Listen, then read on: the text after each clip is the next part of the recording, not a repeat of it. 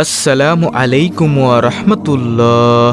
প্রিয় দর্শক, আজকের ভিডিওতে যে 5টি আমলের কথা আমি আপনাদেরকে বলবো, এই আমলগুলো করতে বড়জোর 1 মিনিট বা 2 মিনিট সময় লাগবে, কিন্তু এর ফজিলত হলো হাসরের ময়দানে নেকের পাল্লায় এই আমলগুলোর ওজন অনেক ভারী হবে ইনশাআল্লাহ। আপনি কি চান যে মৃত্যুর পর হাসরের ময়দানে যখন আপনার আমলনামা ওজন দেওয়া হবে তখন মিজানের ডান দিকের নেকের পাল্লাটা ভারী হোক? যদি আপনি এটা চেয়ে থাকেন তাহলে আজকের এই 5টি আমল আপনার জন্য। আজ থেকে এই 5টি আমল শুরু করবেন, মৃত্যু পর্যন্ত করবেন, মিজানের পাল্লা অবশ্যই ভারী হবে ইনশাআল্লাহ। প্রিয় দর্শক, অনেকের অফিস বা কর্মস্থলে ইবাদত বন্দিগি ও নেক আমলের তেমন সুযোগ সময় পাওয়া যায় না, কিন্তু অফিসে বা কর্মস্থলে কাজের ফাঁকে ফাঁকে অল্প সময়ে অনেক ফজিলতপূর্ণ আমল করা যায়। কাজের ফাঁকে 1 মিনিটে অনেক ভালো কাজ করা যেতে পারে এবং বিশাল সওয়াব পাওয়া যেতে পারে। শুধুমাত্র 1 মিনিটের সতর্ক আমলে আমলনামায় অনেকগুলো সওয়াব ও পুণ্য লেখা হবে। প্রিয় দর্শক, তাহলে চলুন একে একে প্রত্যেকটি আমলের সাথে আপনাদেরকে পরিচয় করিয়ে দিই। আজকের ভিডিওর 5টি আমলের মধ্যে সর্বপ্রথম আমলটি হচ্ছে নম্বর 1, মনে মনে দ্রুত গতিতে 3 বার সূরা ফাতিহা পড়া যায়। এভাবে আমল করলে 18 বেশি নেকি হাসিল করা যায়। প্রিয় দর্শক, এখন আপনি বলতে পারেন সূরা ফাতিহার ফজিলত কি কি? সূরা ফাতিহার ফজিলত হলো, হযরত আলী রাদিয়াল্লাহু তাআলা আনহু বলেছেন, কোনো বিপদে পতিত ব্যক্তি 1000 বার সূরা ফাতিহা পাঠ করলে ওই ব্যক্তির আর বিপদ থাকতে পারে না। হযরত ইমাম জাফর সাদেক রাদিয়াল্লাহু তাআলা আনহু বলেছেন, 41 বার সূরা ফাতিহা পাঠ করে পানিতে ফু দিয়ে কোনো অসুস্থ ব্যক্তিকে খাওয়ালে অসুস্থ ব্যক্তি সুস্থ হয়ে যাবে। এছাড়াও রয়েছে আরো অনেক ফজিলত। তাহলে প্রিয় দর্শক, 5টি আমলের মধ্যে সর্বপ্রথম আমল গেল সূরা ফাতিহা পাঠ করা, যত বেশি পারেন কমপক্ষে 3 বার। প্রিয় দর্শক, মাত্র 1 মিনিটে করা যায় এমন কিছু আমলের মধ্যে আজকের ভিডিওর 2য় নম্বর আমলটি হলো লা হাওলা ওয়ালা কুওয়াতা ইল্লা বিল্লাহ। লা হাওলা ওয়ালা কুওয়াতা ইল্লা বিল্লাহ এর অর্থ হলো, আল্লাহ ছাড়া কোনো ভরসা নেই, কোনো ক্ষমতা বা শক্তি নেই। অর্থাৎ মানুষের ব্যক্তিগত শক্তি, সামর্থ্য, ক্ষমতা ও সাহস যত বেশি থাকুক না কেন, আল্লাহ তাআলা তৌফিক না দিলে তা কোনো ধরনের উপকারে আসবে না এবং আল্লাহর সত্তা সব কিছুর ঊর্ধ্বে। সব শক্তিধর বস্তু আল্লাহর সামনে একেবারে তুচ্ছ ও ছোট। লা হাওলা ওয়ালা কুওয়াতা ইল্লা বিল্লাহ এটি একটি গুরুত্বপূর্ণ বাক্য। এর ফজিলত ও সওয়াব অনেক বেশি। যখন মানুষ নিজের সক্ষমতার বাইরে কোনো পরিস্থিতি ও কাজের মুখোমুখি হয় যা সম্পাদন করা তার উপর কষ্টসাধ্য হয়ে পড়ে, তখন এই বাক্যটি পড়তে হয়। এছাড়া শয়তানের কোনো ধরনের প্রতারণা ও আক্রমণ থেকে বাঁচার জন্য এই দোয়াটি পড়া হয়। এটি একটি গুরুত্বপূর্ণ একটি আমল। আমলটি করার ব্যাপারে হাদিসে অনেক বর্ণনা এসেছে। আবু মুসা আশআরী রাদিয়াল্লাহু তাআলা আনহু বর্ণনা করেন, রাসূল সাল্লাল্লাহু আলাইহি ওয়াসাল্লাম একবার আমাকে বললেন, তোমাকে জান্নাতের অন্যতম ধনভাণ্ডারের কথা কি বলে দিব? আমি বললাম, অবশ্যই বলে দিন হে আল্লাহর রাসূল সাল্লাল্লাহু আলাইহি ওয়াসাল্লাম। তিনি বললেন, লা হাওলা ওয়ালা কুওয়াতা ইল্লা বিল্লাহ। বুখারী শরীফের হাদিস, মুসলিম শরীফের হাদিস, তিরমিজি শরীফের হাদিস, আবু দাউদ শরীফের হাদিস। হাজিম ইবনে হারমালা রাদিয়াল্লাহু তাআলা আনহু বলেন, আমি নবী সাল্লাল্লাহু আলাইহি ওয়াসাল্লামের নিকট দিয়ে যাচ্ছিলাম। তিনি আমাকে বলেন, হে হাজিম, তুমি অধিক সংখ্যায় লা হাওলা ওয়ালা কুওয়াতা ইল্লা বিল্লাহ বাক্যটি পড়ো, কেননা তা হলো জান্নাতের গুপ্তধন। সুবহানাল্লাহ। দলিল, বুখারী শরীফের হাদিস, মুসলিম শরীফের হাদিস। হাদিস নম্বর দেওয়া আছে। তাহলে প্রিয় দর্শক, 5টি আমলের মধ্যে 2য় নম্বর আমলটি হলো লা হাওলা ওয়ালা কুওয়াতা ইল্লা বিল্লাহ জিকির করা। প্রিয় দর্শক, মাত্র 1 মিনিটে করা যায় এমন কিছু আমলের মধ্যে আজকের ভিডিওর 3য় নম্বর আমলটি হলো রাদিতু বিল্লাহি রাব্বা ওয়া বিল ইসলামি দিনা ওয়া বি মুহাম্মাদিন নাবিয়্যা ওয়া রাসূলাহ সাল্লাল্লাহু আলাইহি ওয়াসাল্লাম। এর অর্থ হলো, আমি আল্লাহকে রব হিসেবে, ইসলামকে দিন হিসেবে এবং মুহাম্মদ সাল্লাল্লাহু আলাইহি ওয়াসাল্লামকে রাসূল হিসেবে পেয়ে সন্তুষ্ট। আবু সাঈদ খুদরি রাদিয়াল্লাহু তাআলা আনহু থেকে বর্ণিত আছে, রাসূল সাল্লাল্লাহু আলাইহি ওয়াসাল্লাম বলেছেন, যে ব্যক্তি নিম্নোক্ত দোয়াটি বলবে তার জন্য জান্নাত ওয়াজিব হয়ে যায়। দলিল, মুসলিম শরীফের হাদিস, আবু দাউদ শরীফের হাদিস, মুজামু কাবির হাদিস, মুজামুস সাহাবা। হাদিস নম্বর দেওয়া আছে।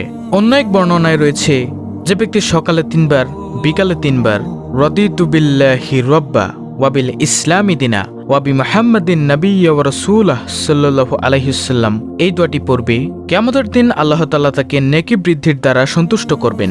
তিরমিজি শরীফের হাদিস। তাহলে প্রিয় দর্শক, 5টি আমলের মধ্যে 3য় নম্বর আমলটি হলো রাদিতু বিল্লাহি রাব্বা ওয়া বিল ইসলামি দিনা ওয়া বি মুহাম্মাদিন নাবিয়্যা ওয়া রাসূলাহ সাল্লাল্লাহু আলাইহি ওয়াসাল্লাম। এই দোয়াটি যত বেশি পাঠ করতে পারেন প্রিয় দর্শক, মাত্র 1 মিনিটে করা যায় এমন কিছু আমলের মধ্যে আজকের ভিডিওর 4র্থ নম্বর আমলটি হলো সৎ চরিত্রবান হওয়া। প্রিয় নবী সাল্লাল্লাহু আলাইহি ওয়াসাল্লামের যে গুণ বর্ণনায় কুরআনুল কারিমে আল্লাহ তাআলা আয়াত নাজিল করেছেন তা হলো সৎ চরিত্র বা মহান চরিত্র। যে চরিত্রে থাকবে না কোনো গুনাহের চিন্তা। প্রিয় নবী সাল্লাল্লাহু আলাইহি ওয়াসাল্লামকে লক্ষ্য করে মহান আল্লাহ তাআলা ঘোষণা দেন, আর নিশ্চয়ই আপনি মহান চরিত্রের অধিকারী। কিয়ামতের ময়দানে এই উত্তম চরিত্রের লোকদের আমলনামা হবে 7 আসমান ও 7 জমিনের চেয়ে ভারী। প্রিয় দর্শক, এ সৎ চরিত্রের সংক্ষিপ্ত পরিচয় হলো হালাল গ্রহণ করা, হারাম বর্জন করা, আর নিজ পরিবারের স্ত্রী, সন্তান, মা বাবা ও ভাই বোনদের সঙ্গে উত্তম ও উদার ব্যবহার করা। তাহলে প্রিয় দর্শক, 5টি আমলের মধ্য থেকে গেল 4র্থ নম্বর আমল, অর্থাৎ সৎ চরিত্রবান হওয়া। প্রিয় দর্শক, মাত্র 1 মিনিটে করা যায় এমন 5টি আমলের মধ্যে আজকের ভিডিওর সর্বশেষ 5ম নম্বর আমলটি হলো ইস্তেগফার করা। ইস্তেগফার মানে হলো ক্ষমা প্রার্থনা করা, আল্লাহর কাছে মাফ চাওয়া। প্রতিদিন বুঝে না বুঝে নিজের অজান্তে অসংখ্য মানুষ ভুল করে বসে। অধিকাংশ সময় জেনে বুঝে শুধুমাত্র কুপ্রবৃত্তির অনুসরণ করে পাপ করে ফেলে মানুষ। তবে আল্লাহ তাআলা পাপাচারে লিপ্ত বান্দার জন্য ক্ষমার দুয়ার খোলা রেখেছেন সব সময়। তাই মানুষ যতই ভুল করুক না কেন, অনুতপ্ত হৃদয়ে আল্লাহর কাছে ক্ষমা চাইলেই তিনি ক্ষমা করবেন। পবিত্র কুরআনুল কারিমে আল্লাহ তাআলা বলেন, এবং আমি অবশ্যই ক্ষমাশীল তার প্রতি যে তওবা করে, ঈমান আনে, সৎকর্ম করে ও সৎ পথে অবিচল থাকে। সূরা তাহা আয়াত নম্বর 82।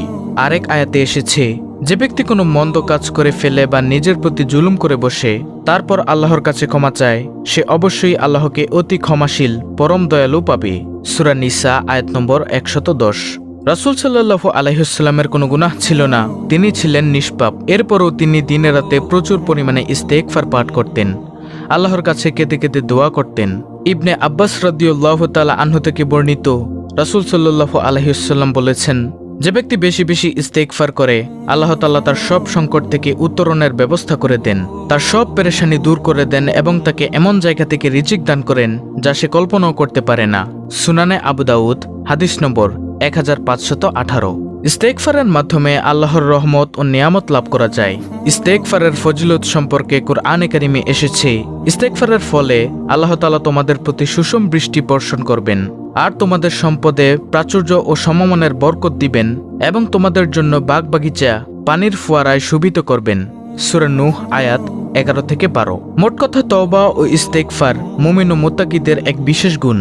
মানুষকে আল্লাহ তাআলা তার ইবাদত বন্দিগি ও তার আদেশ নিষেধ মেনে চলার জন্য সৃষ্টি করেছেন, কিন্তু মানুষ শয়তানের প্ররোচনায় পড়ে জীবনের বিভিন্ন ক্ষেত্রে আল্লাহ তাআলার আদেশ নির্দেশ লঙ্ঘন করে বসে আল্লাহ তাআলার হুকুম মেনে চলার ক্ষেত্রে ভুল করে। তাই আল্লাহ তাআলা তার সে ভুল বা গুনাহ থেকে মুক্তিদানের জন্য তওবা ও ইস্তেগফারের ব্যবস্থা করে রেখেছেন। সর্বোপরি তওবা ও ইস্তেগফারের মাধ্যমে একজন মুমিনের দুনিয়া ও আখিরাতের জীবন সুন্দর ও সফল হয়।